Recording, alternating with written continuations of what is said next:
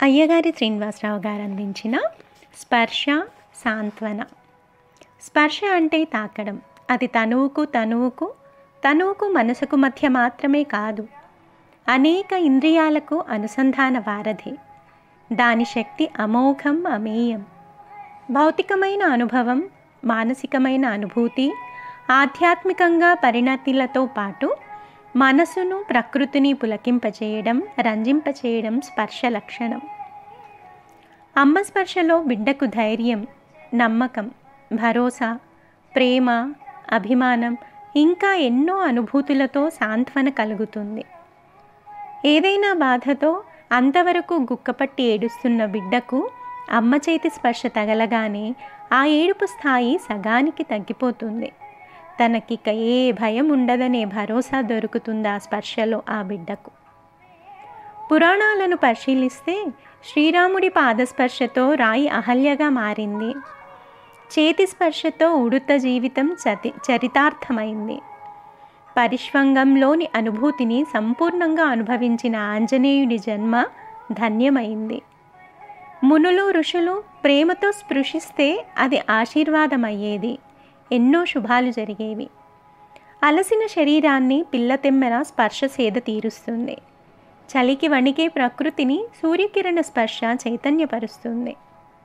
వేసవి ఎండలతో వేడెక్కిన పుడమి మేనును స్పృశించే తొలకరి చినుకులో అమృతతత్వం ఉంది. అనాదరణతో విసిరివేతకు గురై భూమిలో నిద్రాణమై ఉన్న బీజాలకు ఆ చినుకు స్పర్శ ప్రాణదాత అవుతుంది. చంద్రుడి వెన్నెల స్పర్శ ఎన్నో పూలు వికసించడానికి దోహదపడుతుంది. ఆ పూల సువాసనల స్పర్శ లోకంలో అనేక తావులలో గిలిగింతలు, పులకింతలకు కారణమవుతుంది.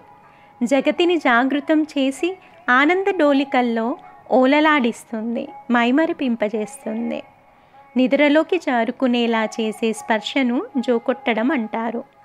ఆ ప్రక్రియలో సున్నితంగా తగిలే ఎదుటి వ్యక్తి కరస్పర్శ తనువుకు లాలననిస్తుంది, మనసుకు హాయినిస్తుంది. ఫలితంగా కమ్మటి నిద్రకు స్వాగతం పలుకుతుంది. మేల్కోవడానికి దోహదం చేసేది స్పర్శే. లేలేత సూర్యకిరణాలు జగతిని స్పృశిస్తే జీవకోటి మేల్కొంటుంది. కష్టాలు, సమస్యలతో సతమతమయ్యే మనిషి మనసును ఏవైనా మధురమైన మాటలు స్పృశిస్తే ఆ బాధ నెమ్మదిస్తుంది, మనసు తేలికవుతుంది. కవుల కావ్యాల్లో స్పర్శ అంశాన్ని స్పృశించడం మర్చిపోలేదు. నది ఒడ్డున బాతులు తలలు రెక్కల్లో దూర్చి నిద్రిస్తున్నాయి. అది వాటి సహజ స్వభావం.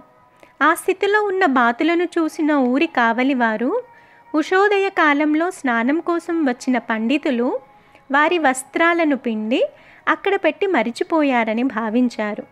వాటిని వారిళ్లలో అప్పగించాలని తీయబోయి చెయ్యి వేయగానే ఆ స్పర్శకు బాతులు ఉలిక్కిపడి నిద్రలేచి టపటపా రెక్కలు కొట్టుకుంటూ ఒక్కసారిగా గోలగా అరిచి ఈదుకుంటూ వెళ్ళిపోయాయట.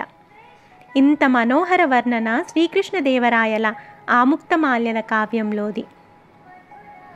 కళ్ళు కనబడని వారు సైతం స్పర్శామాత్రం చేత అనుభూతి చెందే కళ ఒకటుంది. అదే శిల్పకళ.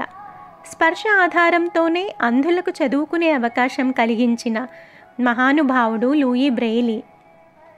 మనిషి ఆప్యాయంగా స్పృశించే స్పర్శకు పశువులు పులకించిపోతాయి, పరవశత్వానికి లోనవుతాయి, మచ్చికవుతాయి, స్నేహంగా మెలుగుతాయి.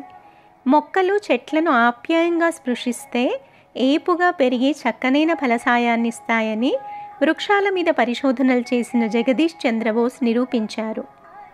ఎలా చూసినా స్పర్శ సృష్టికి ప్రేరకం, ప్రేమకు కారకం, అనుభూతికి నిదర్శనం.